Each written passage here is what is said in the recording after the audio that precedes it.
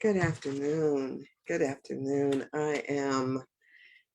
Whew, I am so elated and excited and awed to speak with you this afternoon. I am so elated on behalf of Agape Renaissance Center. I want to greet you on this day, and I am so grateful, so grateful to be able to talk to you. As a matter of fact, as many of you know, I go live every single day. And on Sundays, it's extra special because I greet you on behalf of Agape Renaissance Center. It's a church that I have been minister, proud pastor of for a number of years. And currently, we are still closed. And I get to use this venue in order to speak to members and friends. And so I'm grateful for that. Today, as I greet you, I want to remind you of Agape Renaissance Center's purpose. Our purpose is to establish an atmosphere that encourages each person to consciously and persistently build a more abundant life, exhibit unconditional love in every aspect of that life, and to love God without reservation. To me, that purpose is so central, not only to what we do as a church, but is central to my life, because that is basically the tone and the atmosphere that I love to have set around me. And so I will tell you a little bit more about that as I go through and share with you some of the things that are my normal to do. So part of what we do is we do affirmations as well as denials, because what we affirm, what we speak into being, are out of our mouth come the issues of our lives. So we are always in a mode of speaking affirmations and affirming things, because they will basically set the tone for everything that you do. So we do affirmations as well as our reading. So let me take and do our affirmations first, and I'm going to pull off of my trusty deck that was lovingly prepared by Rosemary Cable. And oops, I pulled out two. And so I've been pulling off of these for a while, and so I will use the one that I could see better. So here we go. And what I do is I say these twice. If you want to repeat them, you can. If not, I get it. I used to be really, because what comes out of my mouth is so sacred to me. I would always want to read through or hear or consider things before I ever spoke them. And so I will read this twice. If you choose to, you can say the affirmation with me on the second time. If not, I would encourage you to make up affirmations of your own. Affirmations are powerful. The repetitiveness of it, to the affirming of it, shakes something up inside of you and reorders your thoughts. This is from 2017.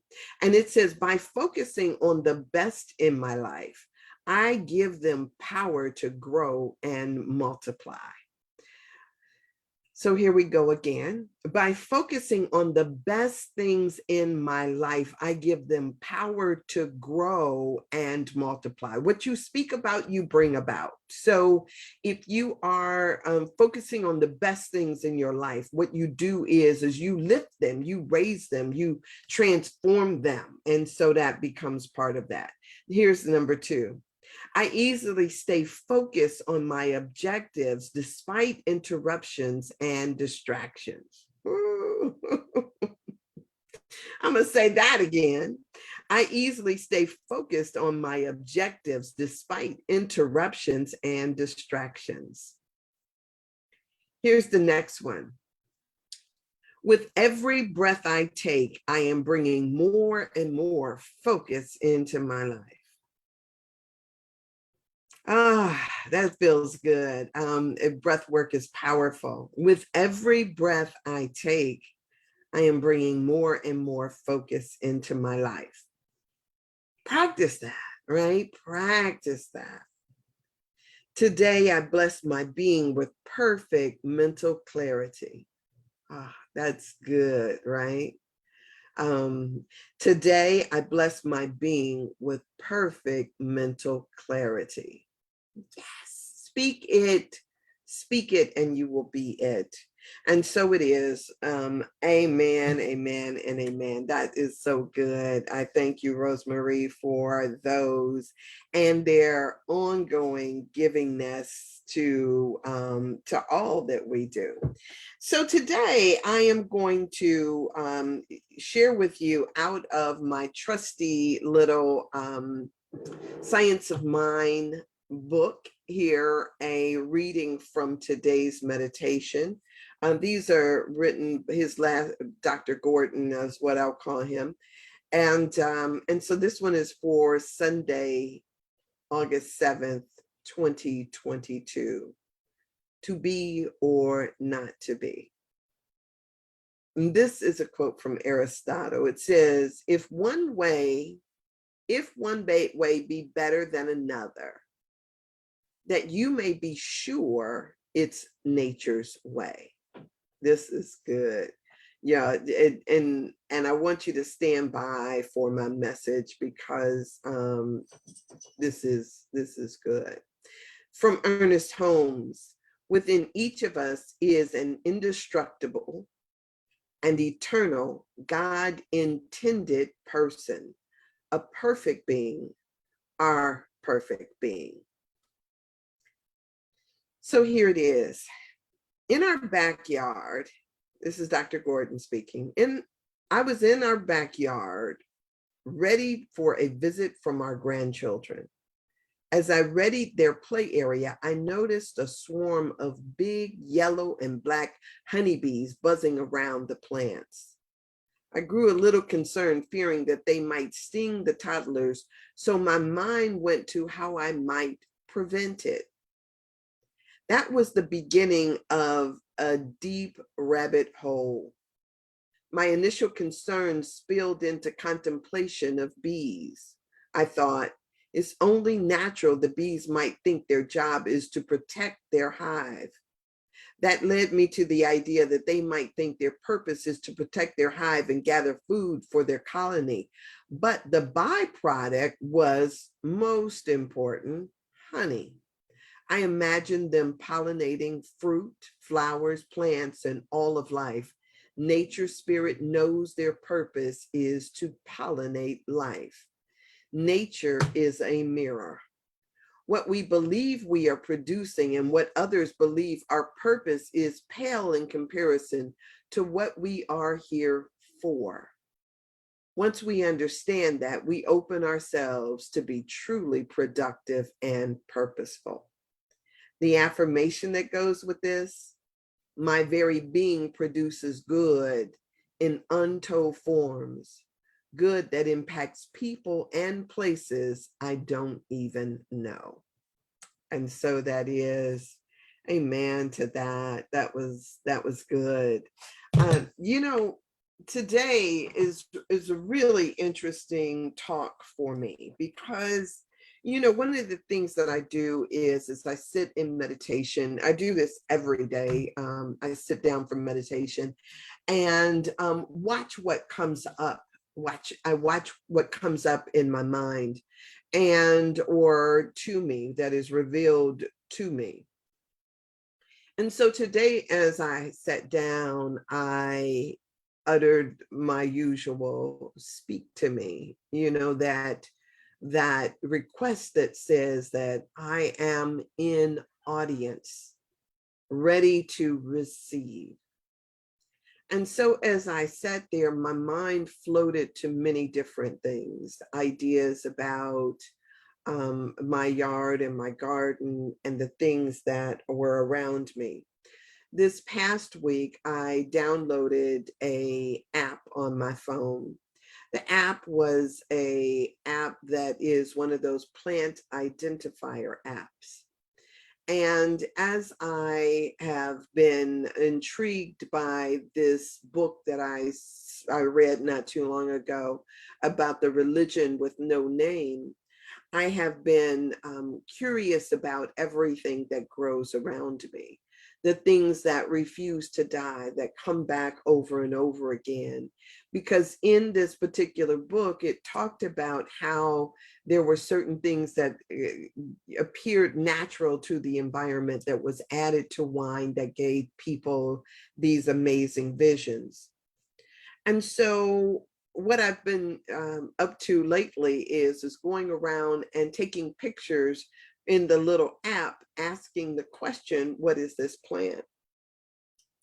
Well, this week I discovered that chicory, something that is common in coffee, especially at Cafe du Monde in New Orleans, grows as a weed just down the street, one that we normally whack down. And I thought, how ironic is that this has always been here, and yet I've never noticed it. And so as I went around and I took other pictures, I also found this little weed, and some of you might recognize this as one that grows near you. This little weed, when I took a picture of it, it said that it was called red clover. Red clover that sells at GNC, or used to sell at GNC for upwards of $14 a bottle, growing as a weed right where I am. And so I started to think about this whole thing about nature as I closed up my meditation and put those thoughts to rest. A man who I follow online by the name of Bayo. I want to pronounce his last name, but I don't want to butcher it. And maybe at some point during this, it will come to me exactly how to pronounce it. But I follow him and find his ideas and his thoughts absolutely fascinating. Just the other day, he shared a post about what we are called to do. And it said that we are called as a people to embark, to re-embark on another journey, an odyssey, if you will. So let me put a bookmark in that and go back over to my example of nature.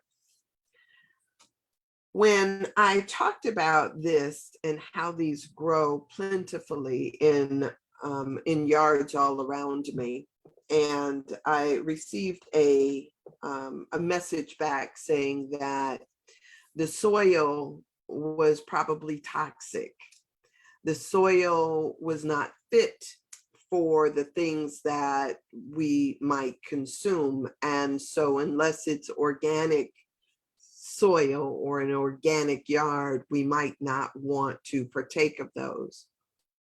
To which I responded that I trust my soil, because not only do I know what I've put out there, but I also have been here for years on top of years.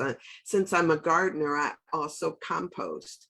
I have a compost bin, and because I have a compost bin, I know that as I throw things into the bin, there are all these wonderful workers, just like the bees, that are busy transforming whatever I put in there into something that is usable, like some nice, rich soil. So when Bayo posted up this idea about it is time for us to re-embark on a new journey, he talked about a trickster god out of the Yoruba religion. Yoruba is an amazing spiritual system that really has a vast number of deities that play different roles, all participating in this one role that is God. I really want to to explain this in a way that breathes life into it for you. Isu, which is the god that he referenced, is a trickster. And a lot of times it will, taking the very idea that we have, it'll turn it in a way that shows that what we perceive it to be is not always exactly what it is. And so as he talked about this idea of the middle passage, that this trickster God has never, like any other God, has never left its people, but rather traveled that middle passage with us and came, in fact, to this new land in this new place. And so as I contemplated this idea, I thought to myself, like, isn't that interesting? One of the things that Bayo talks about is that living in the cracks is a different story, one that we may not see being on the surface or being present because we're so caught up in the condition of what we're living. So my response to him was this idea that there are so many of us that, while we may admit that there has to be a multiplicity of reasons besides exploiting a people, that we have made this journey here. But now that we are here, what is it for us to do? What is the next stage of the journey? For so many of us, we have different ideas about what it is that we are still doing, whether we are still up under the oppressive hand of a people who stole us from a homeland and brought us to here. So we could stay locked in this idea that we are victims of the world that we see. But if we know the truth, which is something that we've pondered and in different pockets, we've pondered the reasons why we are experiencing the things that we've experienced over and over again. For example, many people in their, whether it was in the enslavement or whether it was in the middle passage or if it is in the generation since, will ask themselves at some point or another, if God be a loving God, how could it allow a people to experience the things that they experience?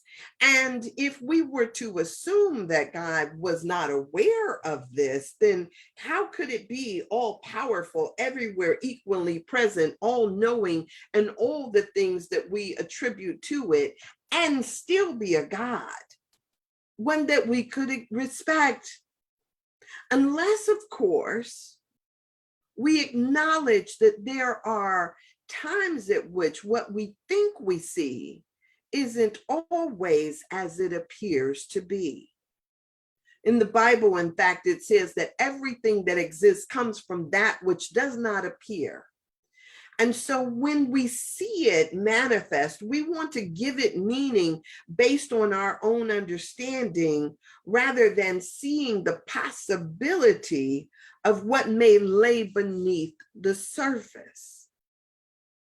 Now, in every culture, especially in indigenous cultures, you will see this idea of a trickster. As a matter of fact, the court jester was even a part of the court that used to be, whether it was always someone who poked fun at and who could even poke fun at the king without being beheaded, so to speak, because there was this need to show a different way of seeing the very things that you do. In the Chinese culture, you will see something that sometimes, if it's turned in one direction, you see it in one way, and it turns in another, you see it in a different way. We've seen this played out over and over again. And so when he brings this into this idea of the middle passage, it calls me to pause and ask God in the midst of this, God, what would you have me to see? Now, what's interesting is that when I ask the question, immediately I was shown my compost bin. Now let me kind of put a bookmark there and come over here for a second and talk to you about this compost bin. When the woman told me that she didn't trust the soil, what I know is that because I've kept a garden now for since the pandemic or whatever, I've kept a garden to some degree. And, you know, gardening can be rather expensive. You buy dirt in order to put in your garden, whether you are cultivating the dirt that is in the ground or adding to a raised bed, it can be expensive. And so I started composting, and composting what I learned is that you take things that you commonly use, waste that you've got from the vegetables that you eat, or things that you are throwing away anyway, like whether it's an orange peel or an apple core or cobs from corn, or if it is watermelon rinds or whatever it is, any type of plant-based things that you are no longer using, that you trimmed off of something else, I throw into my compost bin. I throw coffee grinds into my compost bin. I throw grass clippings into my compost bin. I throw wood clippings into my compost bin. I throw all of that into my compost bin, and then I cover it back over. And what I've noticed is that within a couple of days, I have these wonderful worms that are in there, and the worms and the night crawlers, and they are busy turning over or eating and ingesting and then basically excreting things that are in the soil. They transform my soil through their body and through their beings. They transform the waste into a usable product that I can now put into my garden. So when I pull back the cover, I see all of these things that are there, and they are busy working. They are doing what they do. And there is a certain richness that comes out of the dirt that is created by these insects, by microbes, by all of the things that are in that compost pile. So as I'm shown this compost pile, I thought about just the other day, I threw a watermelon rind in there. I covered it over. And then when I came back, as I was starting to turn it over, it had already started to break down. Now, I did not at any point apologize to the worms or the night crawlers or all the other things that I see in my compost bin doing the work that they do, because I'm not taking it as if they are being punished and saying, why are you putting more on me?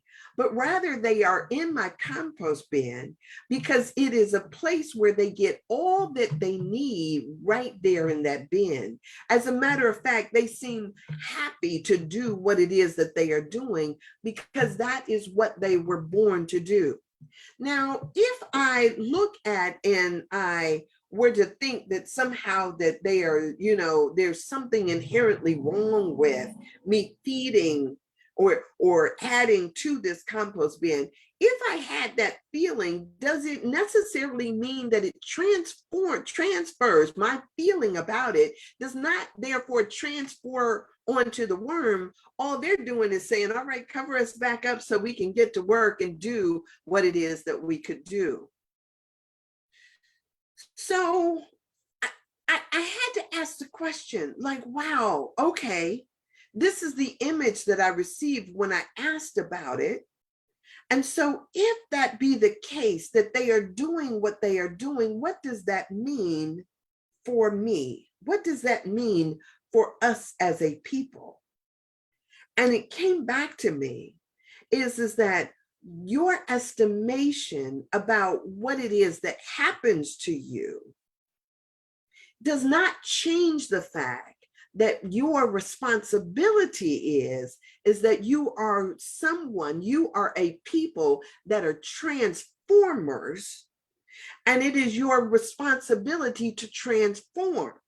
And so for you to take on the idea about what you do, take the idea of what you do from another who may look at you and say, "Ah, all you're doing is transforming," is to not realize that that thing, what is being done in my compost bin, what is being done in compost bins everywhere, what is being done, the ongoing process, is a process that sustains the very life of this planet.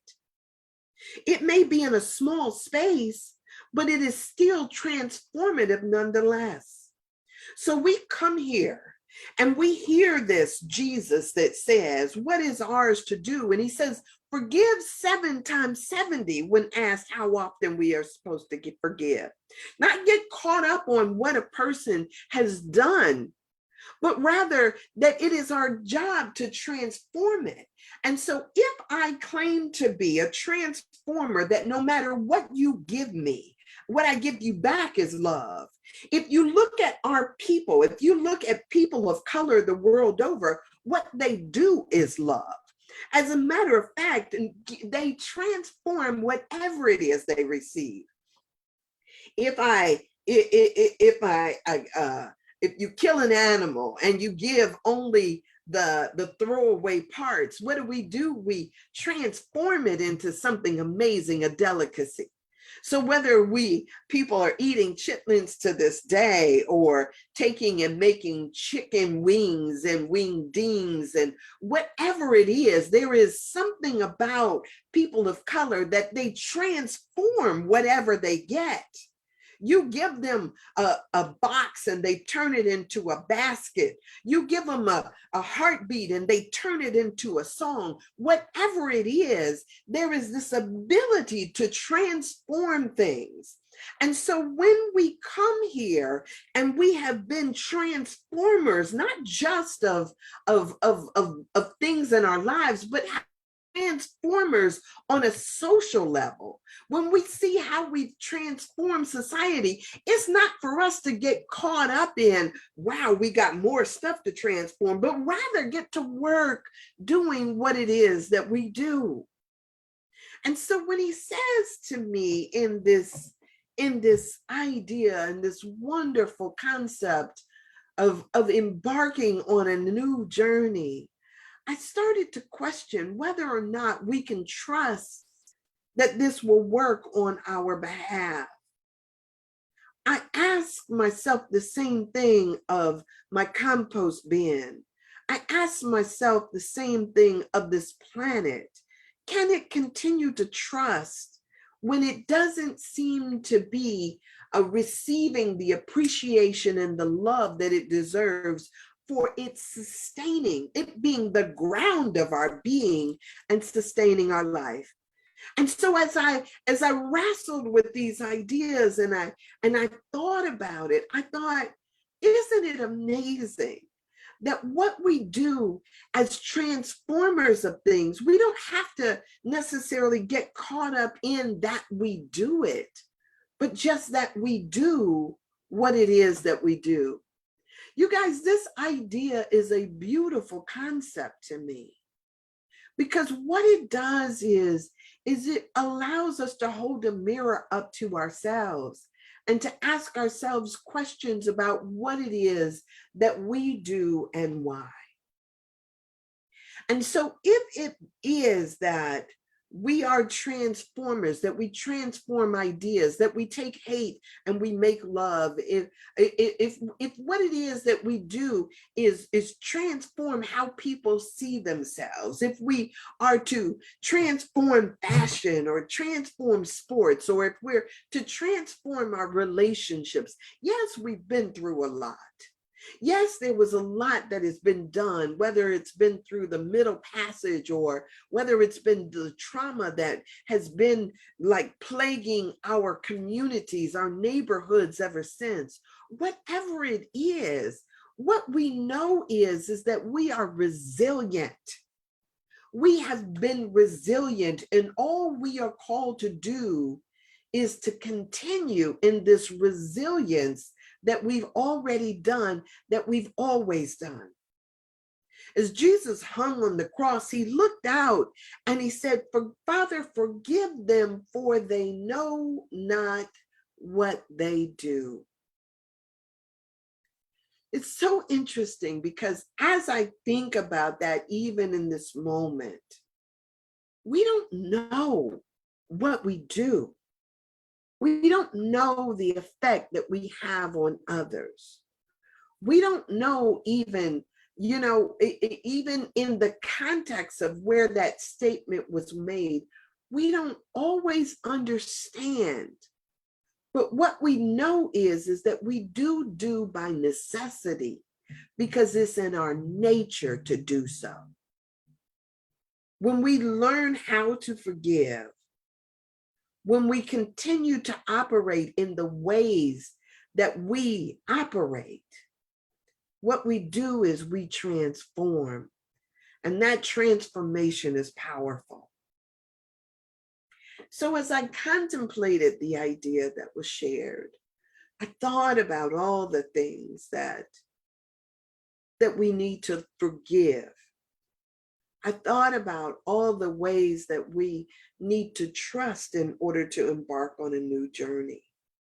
I thought about all of this as it came together in that simple compost bin or in a little weed. That somebody found out that this weed worked, it does something amazing for us, that somebody knows this and has figured out how to capitalize on this. Is just capitalism. It's what people do. They're busy trying to figure out how to make money, how to sell you something that appears readily in your own yard, right where you are. They figured it out and they packaged it and we bought it.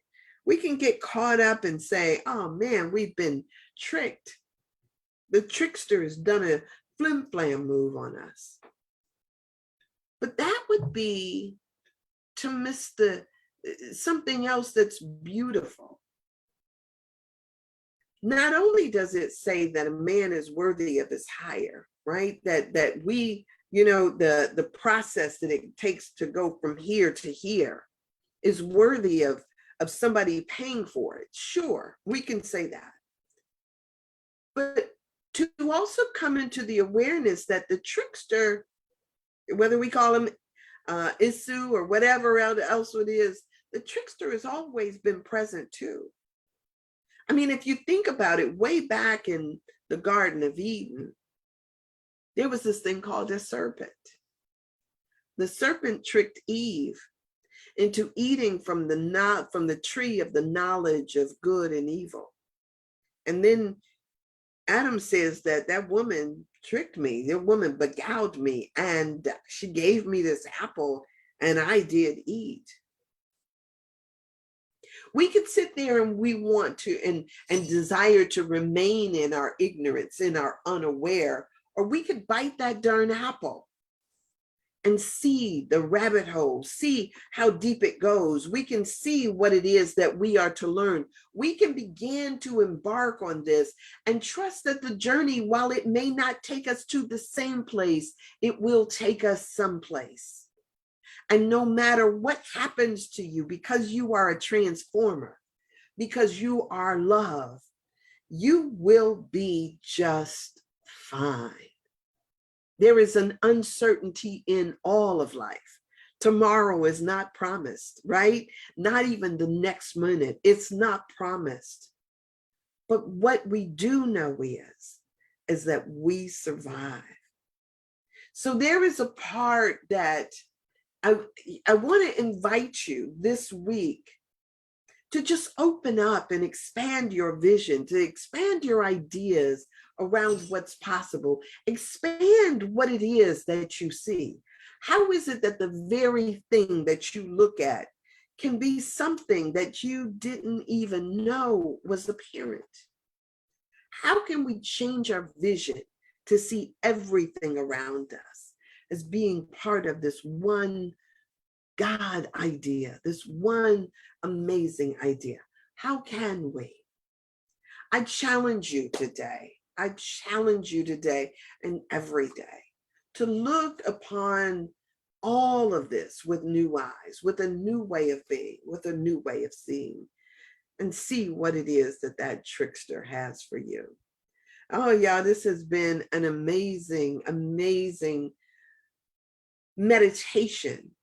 It's been an amazing idea for me. And I invite you, I posted Bayo's article right on my page, and I challenge you to really breathe into those spaces, to look at what's being said, and to figure out if there is something else to be learned from it or gleaned from what it is that you see. If you sit in this notion that you already have all the answers, and I invite you, if you sit in this thing that you already know all there is to know about a particular thing, you block your actual ability to hear. So why not breathe into those spaces and see what else is there for you? It's been so good. It's been so good. So let us be about the business of moving forward in this awareness that there is still more for us to do. You guys, we are transformers. We heal the world. We have been called for such times as this, to be the ground of being, to be the consciousness. Not only did Jesus say it, Martin Luther King said it, so many others have said it. It's come out of the mouths of people of color, people who look like you and I. And so as you sit with this awareness, how could you love more? How could you do more? How can you trust more? How can you, with the awareness that you are a transformer, how can you do it with joy and happiness? I tell you that, you know, when I look at other yards, I will say that I don't see the same thing taking place, right? I don't see all the juicy worms, and I don't see all the good stuff, but it's because I've prepared a place for it. It comes, you remember the movie, it's in that one movie, it said, build it and they will come. When you prepare a place for it, man, you invite in things that you can't even imagine. So in some places you see butterflies and you see bees and you see all kinds of nature that converge into that spot because it's been a place that's been prepared. Why don't you prepare your heart? Prepare your soul, prepare your being so that you could be the transformer that you were created to be. Oh, y'all, I love you. I thank you for being here. I am so thankful to Bayo for this idea. I am so grateful. I'm so grateful. Yes, Winnie, thank you for this, because I prepare you. I prepare the space, right? Prepare the space. It is all in divine order. Yes, you are the time. This is the time, and we are the people. Let us be about embarking upon this new journey to be transformers. That's so good. It's so good. I'm so thankful to Bayo for this idea, for this sharing, and I'm grateful to you for being here. Blessings to you on this amazing Sunday, and I'll be here again. I'm here every single day, 7:30-ish in the morning, a.m. Eastern Standard Time. But also I'm here on Sundays at 1, every Sunday at 1 p.m. Eastern Standard Time. I invite you to come again, to visit, or to look at any of the things that are up and down my timeline on how to be a transformer. All right. Blessings to you. Thank you. Hugs to you too, Winnie. Thank you. All right. Have a blessed Sunday.